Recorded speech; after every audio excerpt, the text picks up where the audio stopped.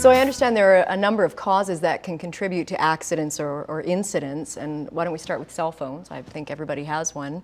I have to admit, I am a person who believes that in stop-and-go traffic downtown with my hands free, I'm capable of operating a motor vehicle and a cell phone, and I guess I'm not. Well, we'll start off with the choice of the word accident. The first thing we've got to remember is there is no such thing as an accident. So we won't call them accidents, or we'll try not to call them accidents. But the most dangerous thing that people do right now is use these gadgets while they're driving. There's about 160 studies that tell us that you cannot talk on a cell phone, whether it's hands held or hands free, and drive at the same time. Doing so is the equivalent to driving impaired. And it's not just the talking, but it's the text messaging, it's looking up the weather report, it's checking your shopping list, it's all the things that we do that are the distractors. What we're finding is that people that continue to do this are 4 to 6 times more likely to be involved in collisions. Their reaction time is reduced by about 20%.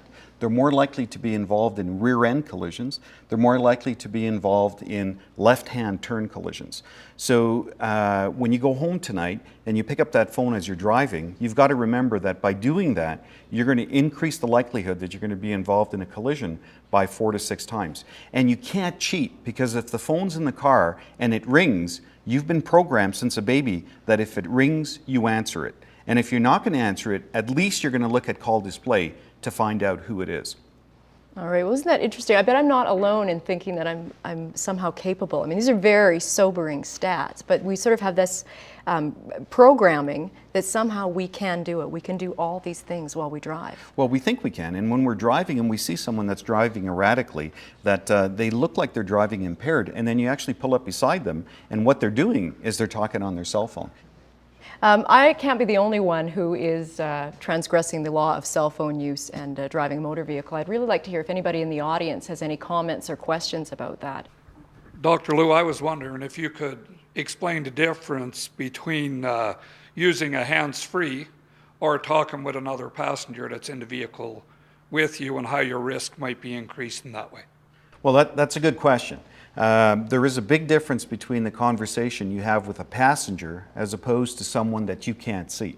Because the passenger and you will adjust the conversation depending on the speed, the density of the traffic, how many vehicles there are, the kinds of maneuvers you're doing if you're on a very busy highway, and a lot of host of circumstances around that particular situation. As opposed to if you take a call from your teenage son who's just been involved in an injury, or has just won a big award, or your boss is calling you because he's not happy with your performance, then you're focusing on the conversation. And that takes a lot of cognitive ability. Conversing with someone is very complicated. Conversing with someone that you don't see is very, very complicated. And so that's why the studies show us it makes no difference whether it's hands held or hands free. It's the conversation that's the distractor.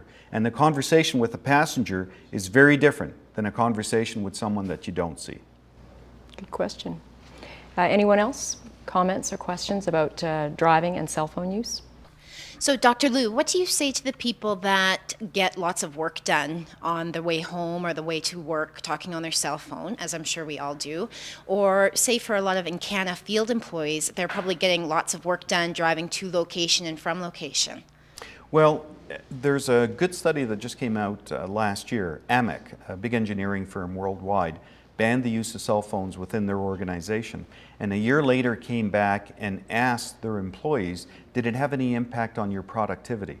And over 95% of the Camacc employees came back and said no, it had absolutely no impact. As a matter of fact, it made me a better employee because I'm less stressful, I plan my work better, and if I am taking those long trips, what I do now is I stop every hour to take a break, like they're supposed to, and catch up on my messages at the same time. I just had a quick comment. I think it's really interesting that you relate talking on your cell phone while driving to being impaired, because I would never think of drinking and driving, and I would never get in my car and not put my seatbelt on, but I check my email, I talk on the phone, I'm a text messenger, and I've actually been driving and had incidents where I can't remember the last 20 or 30 seconds of the ride, so. Yeah, and the thing you got to remember as well is there's some people that are driving from point A to point B, and they get to point B and they don't remember anything about the trip whatsoever. And so it's an addiction that we have to break, and unfortunately, it's a powerful addiction. Dr. Liu, I have a question about some of our operational realities. Up in the north, we have a lot of one-way, two-way radio-controlled roads, and I'm trying to find a way to, think of a way that's safer for that to happen, because really the safety of those drivers depends on them calling their kilometers. Yeah, and that's not a problem. And the reason that's not a problem is because exactly what you said, those roads are controlled by calling in, but when you're calling in, it takes maybe 1 second. Kilometer 42. That's not a conversation. So there's absolutely no study that shows that that's a distractor.